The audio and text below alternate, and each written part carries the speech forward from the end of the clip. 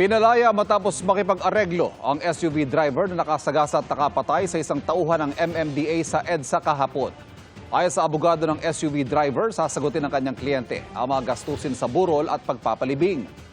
Magbibigay din daw ang driver ng cash settlement na sa tingin nila ay sasapat para matustusan ang pangailangan ng mga anak ng biktima na naulila ang 18 anak. Batay sa investigasyon, nagulungan at nakaladkad ng SUV ang biktima habang nakatayo sa northbound lane ng P. Tuazon Tunnel sa EDSA.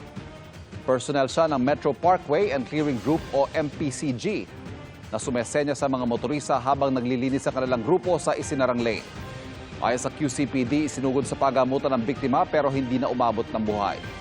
Base raw sa salaysay ng driver sa pulisya, nakaidlip siya habang nagmamaneho at di niya napansin na may tao sa kalsada. Nagsisisi raw siya sa nangyari.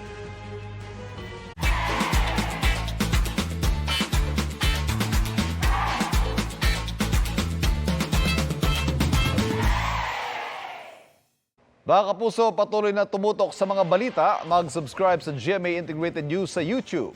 Sa mga kapuso abroad, samahan niyo kami sa GMA Pinoy TV at www.gmanews.tv.